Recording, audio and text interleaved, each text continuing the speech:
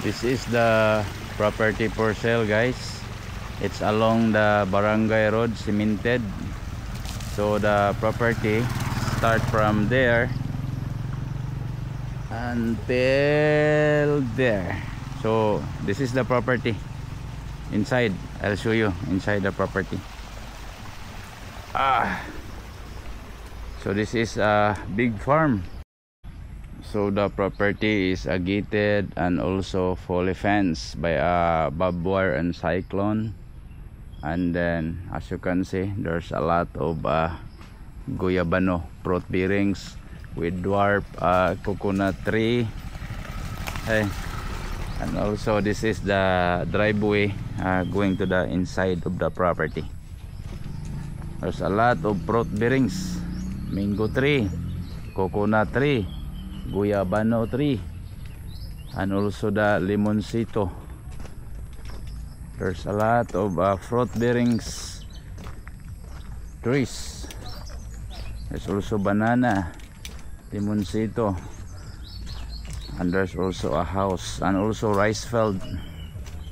So about the water, about the electric is already existing. So as you can see, guys, this is the house, and also this is for the caretaker. And as you can see, this big trees is lumboy, right? And also there is a dragon fruit.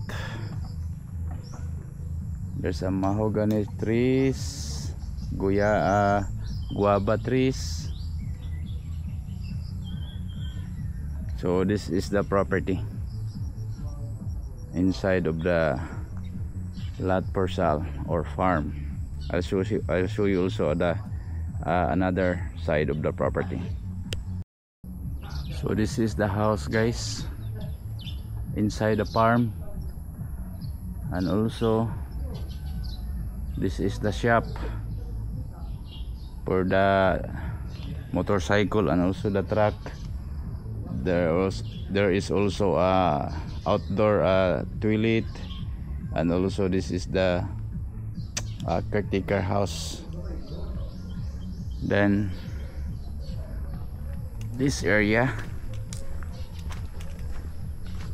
is a driveway going to that area.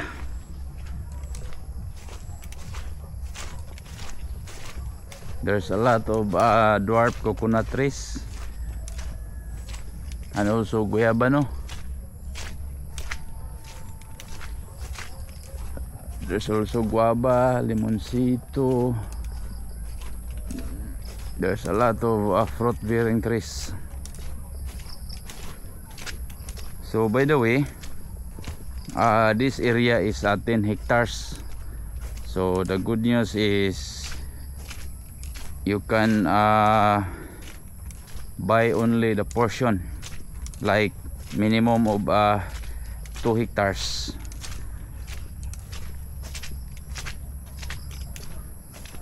So this is the driveway, guys, and also look at that dwarf coconut trees. There's a lot of bunga, right?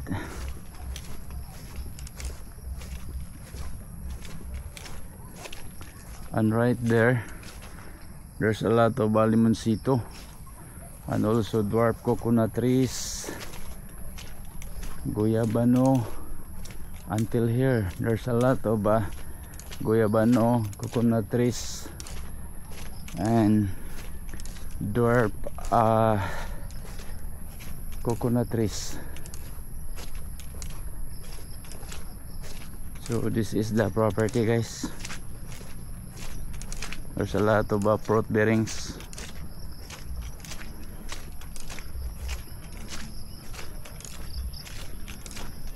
So by the way, this property is situated here at Pilar, Bohol, and also very close to the public market, to the church, to the schools, very close. That is only a 2 to 3 minutes drive going to the public market. So this is the property, guys. Look at that.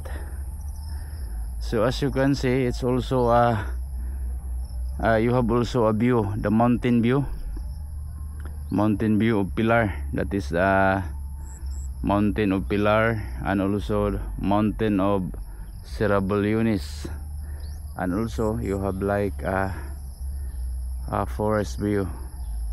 So this property, this is part of the property of 10 hectares. So again, if you like only 2 hectares, so you can purchase only the portion, because this is a big property, 10 hectares. And if you like also to include a house, so we can negotiate. If you like the area with that house, so we can negotiate the owner that you can include about the house. At least you have already existing of electricity and also the water. So this is the area, guys. Look at that.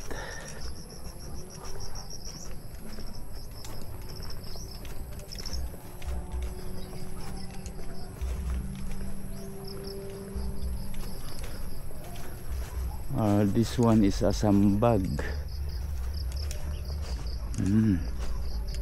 And this one, this fruit is a rambutan, and there's also a lemon, right? And this one, what is this? It's like a star apple. And here, this side is a creek. So this property is also along the creek. You have rich source of water.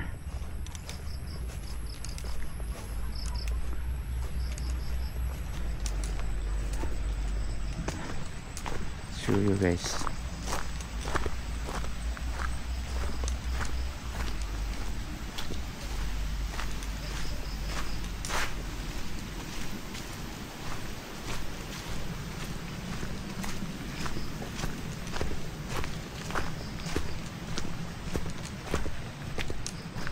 So there is a bridge. So this is the creek, guys. This is only a small creek.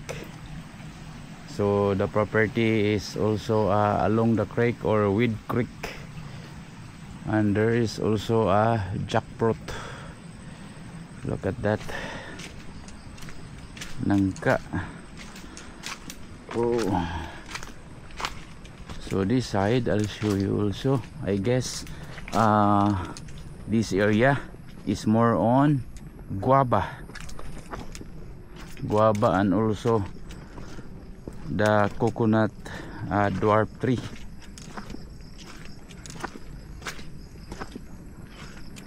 So this is good for farming.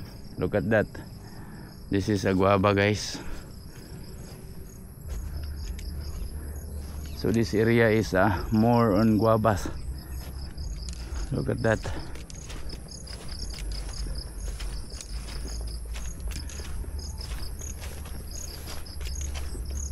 It's already existing. There's a lot of dwarf coconut trees and also guava here. This side.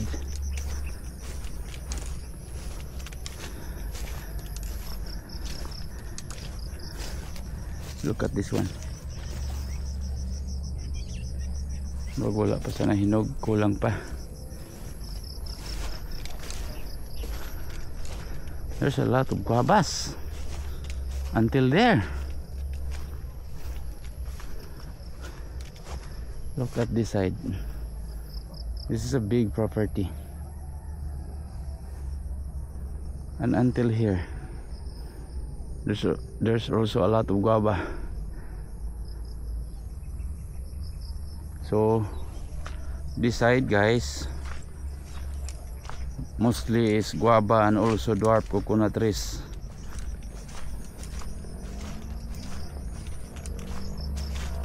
Wow. So I'll show you going back to the other side. I'll show you also the aerial view. Let's fly a drone. At least you have the drone shot or aerial view. So see you next video. This is, I told you guys, Guyabano fruit is, there's a lot of health benefits. That is anti-cancer, and also more, there's a lot of more benefits about the Guyabano fruit. I'll show you here. This is the other side.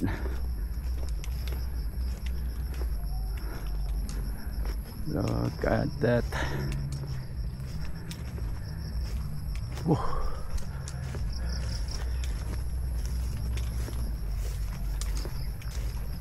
You need more worker here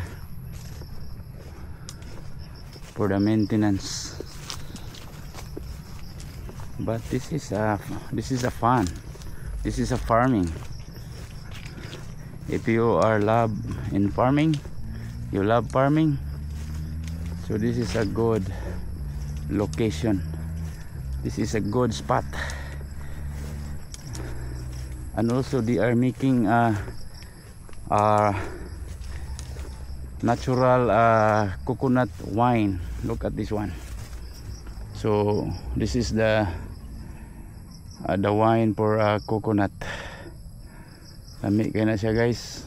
Once nga ma-harvest na, once nga mahumana na, sitawag na,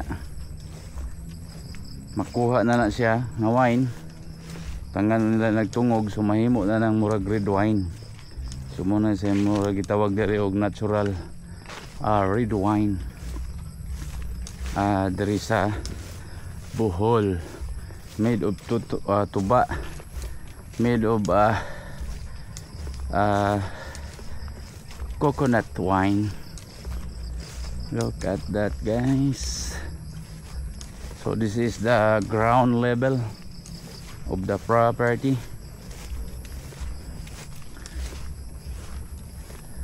Here, I'll show you here.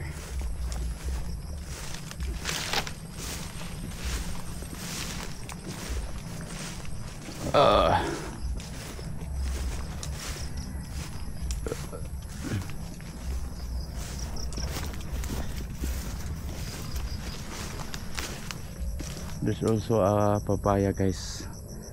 Look at that, almost ripe. There's also there's a lot of benefits, health benefits. And look at this coconut dwarf tree. Very young, but look at that.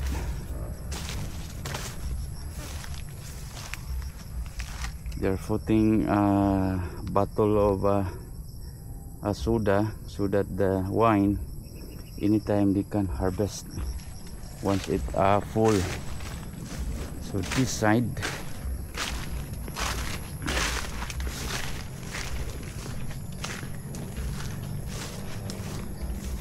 wow, igor lagi di nagi ka musaka, oh, pagkalami di nagi ka musaka guys.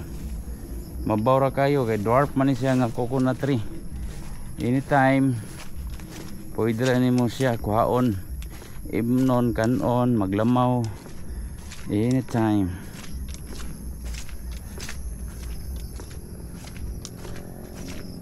Okay,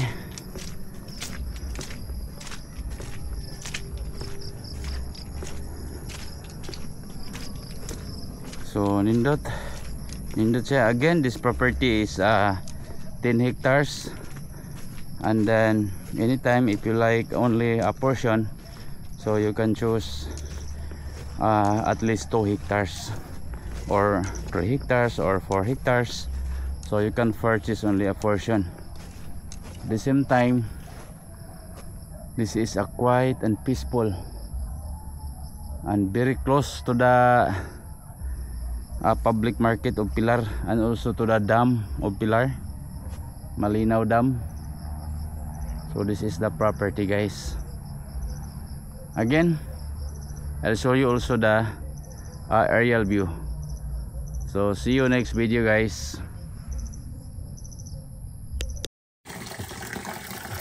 So asa gikan nga linya mo? Sa San Vicente. San Vicente sa munisipyo or sa munisipyo. Okay, so the water line is coming from the municipal source of water. This house is need of renovation because of the ceiling at the second floor is damaged by during the typhoon of Odette. So I'll show you inside, guys. But the structure and the foundation is okay, but only the ceiling because made of wood. So this is the main door and also the living area. The ceiling.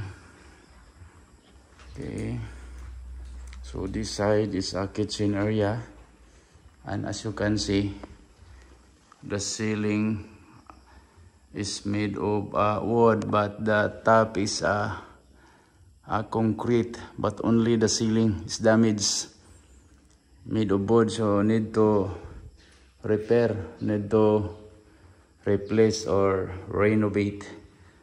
And this is the guest room. So as you can see, also the ceiling is damaged, so you need to repair or remove or replace. And this side is like a master, but today is lock. And here is door access going to the outside. And this one is a toilet and bath, but also again the ceiling is you need to renovate, you need to repair, you need to remove the wood and replace another new one, a ceiling. Okay, so this is the inside of the main house, guys. Need of repair and renovation.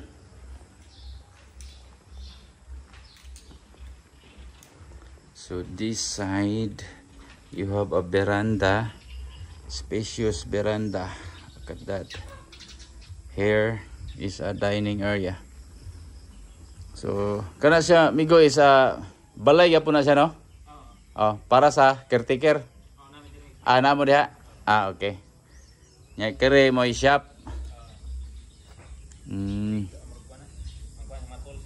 Para sa mga tools sa truck. Okay, so dito nga side is kuan na to siya, na dito dako nga farm. Nya likod po na. Apil lang na ibasag da, no? Itong dito nga side. Okay. Yeah, dere. So mao na siya. On siya ang property. So can see, guys, napod siya mga banana. Kadat. Ingat kayong sunset, oh. Nagatago ang sunset. Ang sunset na, guys. Nitago ang sunset. Okay, so